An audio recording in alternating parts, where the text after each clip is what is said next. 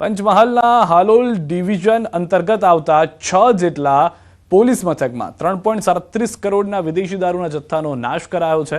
વર્ષ 2024 દરમિયાન વિવિધ પોલીસ મથકોમાં પ્રોહિબિશનના કુલ 291 કેસ કરવામાં આવ્યા હતા। કોર્ટની મંજૂરી બાદ ડીવાયએસપી પ્રાંત અધિકારીની ઉપસ્થિતિમાં વિદેશી દારૂના જથ્થાનો નાશ કરવામાં આવ્યો।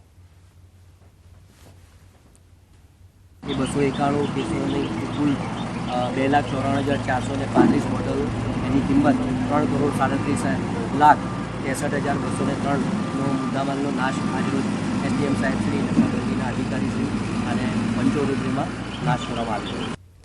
અરવલ્લીમાં મંત્રી પુત્રો સામે માર મારવા બાબતે મંત્રી પુત્રો સહિત 6 લોકોને મળ્યા છે જામીન। સામસામે ફરિયાદ બાદ પોલીસે કાર્યવાહી કરી હતી। મોડાસા ટાઉન પોલીસે યુવકને મારવામાં વપરાયેલા હથિયાર કાર જપ્ત કર્યા છે।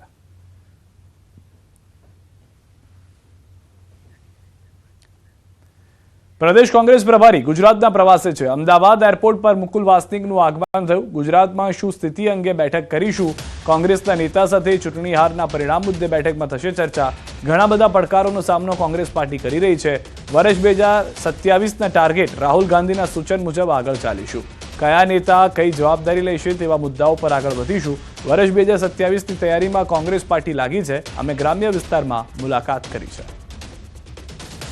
आज जब ये बैठक यहाँ पर हो रही है तो इस बैठक में हम ये भी चीज़ को लेकर चर्चा करेंगे कि किस तरह से संगठन को और चुस्त दुरुस्त करने की आवश्यकता है, कौन नेता क्या जिम्मेदारी संभालेंगे, हर स्तर के हमारे इकाइयों को क्या क्या करने की आवश्यकता रहेंगी, उन तमाम चीज़ों को लेकर हम बातचीत करेंगे। हमें पूरी तरह से इस बात का एहसास है कि किस तरह की चुनौतियों का हमें मुकाबला करना है, लेकिन हम पूरे सोच समझकर हम 2027 की तैयारी में लगे हैं।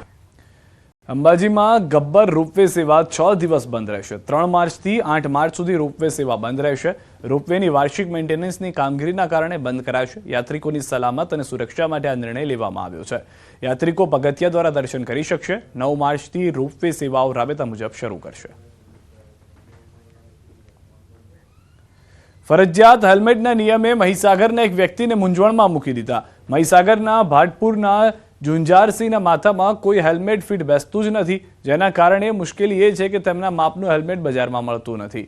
વીરપુર તાલુકાના ભાટપુર ગામના ખલી તરીકે ઓળખાતા ઝુંઝારસિંહને કુદરતે એવી કદકાઠી આપી છે કે કોઈ હેલ્મેટ તેમના માથે ફિટ બેસતું નથી। તેમના માપનું હેલ્મેટ બજારમાં મળતું નથી, જેને લઈને હાલમાં તેઓ મૂંઝવણમાં મુકાયા છે।